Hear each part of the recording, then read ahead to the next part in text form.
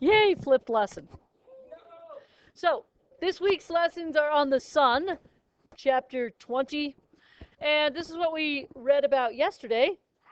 And we're going to go over some of this information today, and then do a little activity, and then do a lab tomorrow.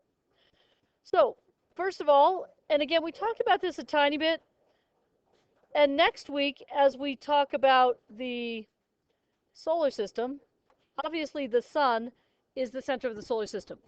When people first started looking up at the sky, we had what was called a geocentric model of the solar system.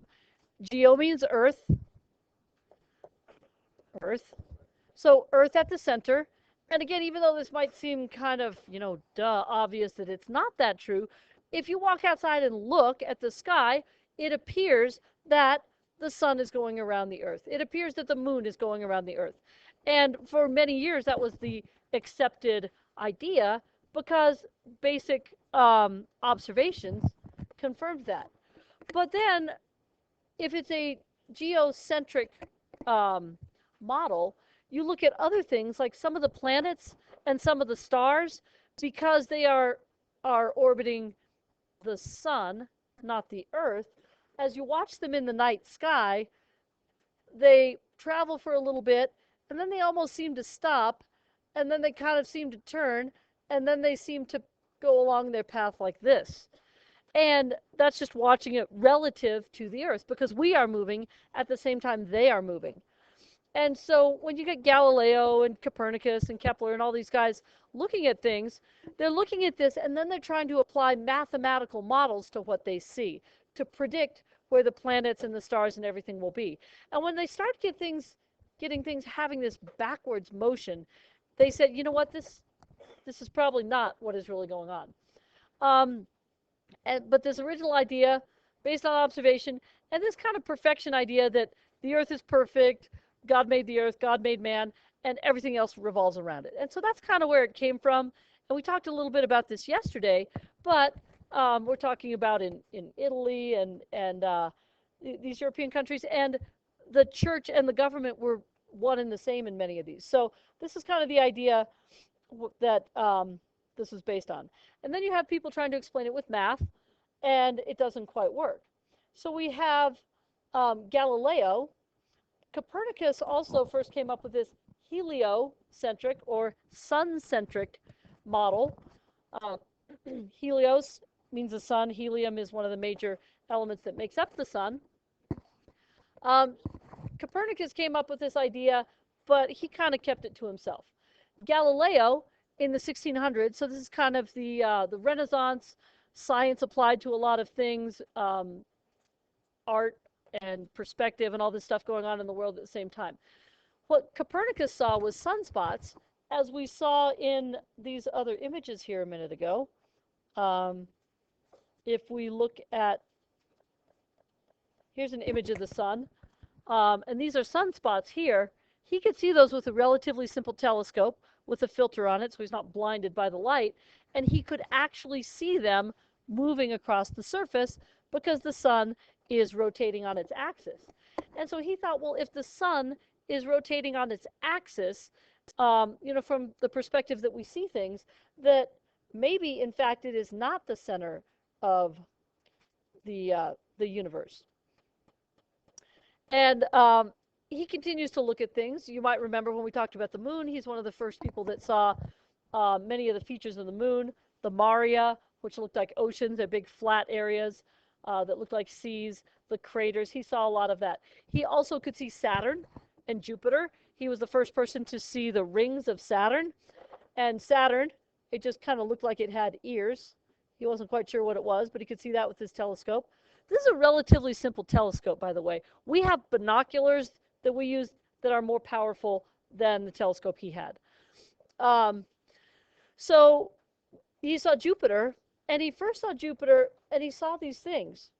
And what they looked like, you can actually find some of his original drawings. And he saw these little spots. And so here's Jupiter. And he would see these things, and he drew them as X's. And then we would look another night, they'd be in a different position. Like they might be like this. and then they'd be in another position. And so he mapped this over time. And then he started predicting where these things were. And these are what's called the Galilean moons, the four biggest moons of Jupiter, which are Io, Europa. Isn't Titan?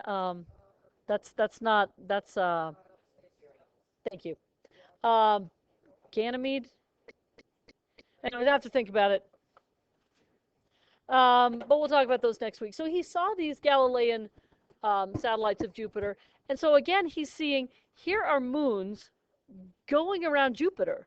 So if Jupiter can have things going around it, then maybe the Earth is not the center of everything. So here he was in this scientific method, collecting data to support his idea and then publishing it, which ended up getting him in a lot of trouble because he's essentially going against not just the church but the government. And he said, look, this is the way it is. I know it is. I can see it happening. And to his dying day, he died under house arrest, being really ostracized from his community because he stood by what he believed. And of course, turns out he was right, but, you know. So let's see. That's the first set of questions. Copernicus, Galileo. Kepler applied a lot of the mathematical equations to the movement of things in the sky. We don't need to know a lot about Kepler. So one of the things he discovered is that things have more of an elliptical orbit rather than perfectly circular. Again, things not being perfect. Of course, it would be an ellipse, not a broken ellipse. Okay, then the layers of the sun. Did you guys get to this section as you read yesterday? Okay. And the activity we'll do in a few minutes relates to this. And again, comparing even a textbook that's, say, 5 or 6 years old to those awesome pictures that the satellites are taking now, what we see here is the different layers of the sun. And you're going to have a little worksheet thing where you will define some of these, describe them, and draw them. The sun, to us, to our eyes, just looks like this bright, smooth ball. But we know from the way it behaves that there is a core, there is a radiation zone. Oh, what does this sound like? And then there's a convection zone. Does that sound like the inside of anything else we know of? Or the Earth, right? The core, the mantle, yeah. But yes. And so this is, of course, nuclear fusion that's powering the sun here, emitting huge amounts of energy, light and heat and radio waves and all this. And then I'm not going to go over in a huge amount of detail, but then there's the different layers, the chromosphere, photosphere, the visible surface. Photo means light. Chromosphere is a thin layer. Chromos means color. The corona, or crown, is the area that extends into space. Sunspots are actually cooler areas. Solar flares, as you see here, can be just little kind of explosions up. If they make a huge looping arch like that, we call them a prominence. So those are most of the features. You're going to read a little bit more about those as you do your little project here in a few minutes. That's a good question. The sunspots are cooler, and he says, how does that happen? It's probably an area because it's exploded up, or I don't know exactly how. You have to look that up in the textbook, and I'll see if I can find out otherwise. But it's cooler areas. There's also magnetic things in the sun, where if you have a cooler area here, or you've got, like, you know, negatively charged particles and positively charged. So that's a good question. We'll have to find that out in the reading. Yes? Well, they will eventually, right? I mean, the surface of the sun is insanely hot. And the textbook will 9,000 degrees Celsius? Not both. So anyways, it is extremely hot, right? Yeah. But it's just a little bit cooler. But it shows up as a darker area. So it's not glowing as brightly. All right. Stump's a teacher, and you guys win on that one. So here are just a couple other, and again, using different filters, different features, a somewhat visual what the sun would look like, true light. This is more detailed. Um, this whole kind of orange peel texture is kind of rising and falling. It's sometimes called granulations just because it looks grainy. The darker spots are the sunspots. Um, this is actually a famous picture of a huge prominence. Um, again, we're more concerned about these things now because they put out not just light and heat and energy, but also charged particles, which can then affect um, electronics, which we are increasingly dependent on. Yes, and then you. Yes.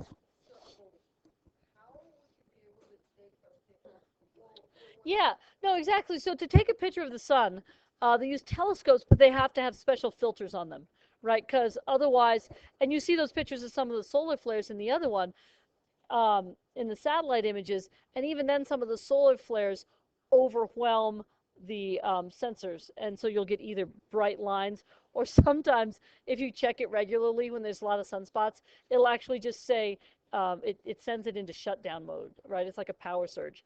And so the satellite, rather than short circuiting and exploding, goes into shutdown mode so that to protect it from the basically electricity type thing. Yeah. So a solar flare is just kind of explode upwards like this, and then a prominence is just one that ends up making a huge looping um, arch off the surface. Now, the reason why we are quite well protected here on the Earth, interestingly, and this is another reason there's life on Earth and not other places, of course, our Earth has a magnetic field, right? And so our magnetic field actually protects us. Let's take off the magnetic field and start again. Um, so we've got the north and south poles of the Earth, right? And we've got the magnetic fields. This looks just like any magnet, right? You can take a magnet and put iron filings around it, and you see that all the metal particles line up, right? North and south. Our magnetic field protects us from a tremendous amount of the energy that would otherwise be damaging. Why does the Earth have a magnetic field? Well, that's a good question. Probably has something to do with the liquid core, but it's something that's a little bit strange that scientists don't fully understand. Mars does not have volcanic activity, does not have a magnetic field, a magnetosphere, and so is not as well protected. The moon doesn't have a magnetosphere. So any place you travel that doesn't have this, you're going to be exposed to a lot more radiation. If we send astronauts to Mars, they're going to be in a spaceship that's not as well protected. And over the time of traveling there, that's going to be an issue. The sun, which of course not to scale, is huge here. It actually, the radiation, the solar wind, which is of course not actually wind at all, but charged particles, actually pushes against this magnetic field, and it makes it kind of tighter on this side and kind of more stretched out on this side. So we call it solar wind because it kind of, when we look at these things, looks a little bit like that. But you'll read about that, maybe draw that today, and I think that is most. So here's these images. Um, I will put the links to the websites we looked at here. I'll put these on Edmodo for you so you can look. But again, this is the SOHO satellite, which is a joint venture between NASA and the European Space Agency. And this has been up there for probably 20 years, still sending awesome pictures. And then you have, which one's this? Oh, that's that one. And then from NASA, if you just go to the NASA homepage, you can always find good things. And then I clicked on this, the SDO, or the Solar Dynamic Observatory. Did it click? Okay. And now the internet's frozen, but that's okay. So you can check out these things. Lots of different things you can look at. And again, keeping in mind that in a couple weeks, you will get to choose a planet or a moon or a space exploration thing to report on. And if this is something that is interesting to you, then this is something that you can choose.